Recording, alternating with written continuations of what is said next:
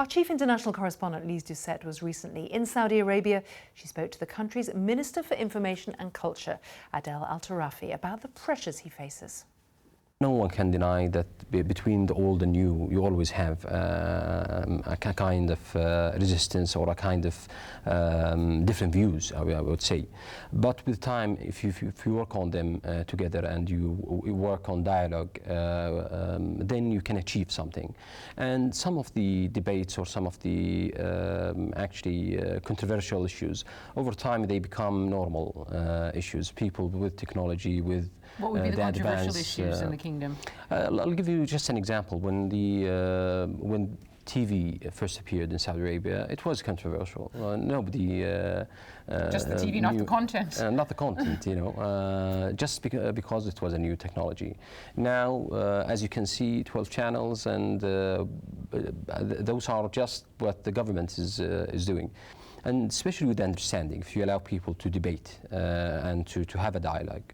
And once they realize that this is not part of a thing to harm their culture or harm their way of life, they tend to accept it, especially if you have that kind of understanding of the sensibilities that there are. And you make a great debate and a great dialogue between the older and newer generation. Well, with me is Lise Doucette, our chief international correspondent. That's fascinating, Lise, because obviously starting to bring in new ideas and debate is not something that's easily controlled. And this is a state that likes to be in control.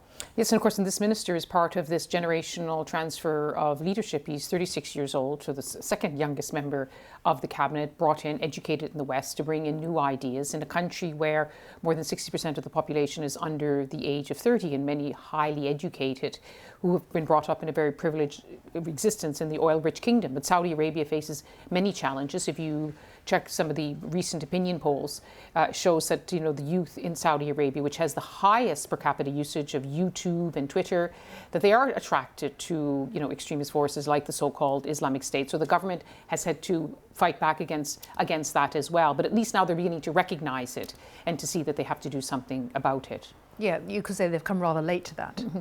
Well, they have come under criticism that the kind of puritanical, very strict version of Islam that is taught in Saudi Arabia, the home of Wahhabi Islam, is part of the problem across the Middle East, which the Saudi authorities vigorously deny, to say it is not the same thing. You cannot conflate what our religion with what's happening with the so-called Islamic State, etc.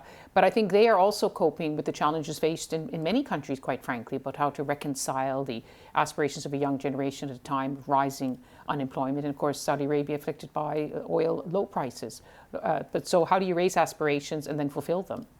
And something that's really fascinating, you mentioned this minister is 36. You are talking about a generational or two-generational switchover, and there must be a lot of debate within government that I guess we're not privy to about how to move with the times. Well, it is, don't forget, it's an absolute monarchy, and those who are in power are, you know, in the 70s and 80s, although the Minister of Defence, the Deputy Crown Prince, is now 30, the youngest defence minister in the world. So they're moving toward that, but a lot of decisions are not taken by anything approaching democracy. It's not a parliamentary system. They don't have regular elections. We saw this month the first elections, municipal polls, where women were allowed to stand and vote. So things move very slowly in Saudi Arabia, very much on Saudi terms. They basically say, this is our country. We will proceed at our own pace and in our own time. But the pressures are mounting, and they're very much aware of that. It has always been the case that given pressures from society, there's been enough money to throw at the pressures, to throw at people to stop them being disaffected, to put it very crudely. And of course, that's now getting harder as the economic outlook gets a little tougher. This will be a new challenge for Saudi Arabia. Money was always in no shortage of money, a lot of lavish spending, very, very cheap to live in Saudi Arabia, where it took care of electricity and water. Now, for the first time, they're having to pay for petrol. The subsidies are being eased. Electricity prices are going up. Water is going up. They've got a very generous scholarship program. Will that mean they have to start cutting the scholarship program? So it will bite. And in democracies, with elected governments, you have to represent the people's aspirations. They don't really have that ability in Saudi Arabia. They say that Twitter is one of the places where young people engage with leaders, and actually ministers do respond to young people on Twitter. But is that really enough when there is going to be a big question mark over who decides where the changes will be made and what are the priorities for the kingdom as it goes forward?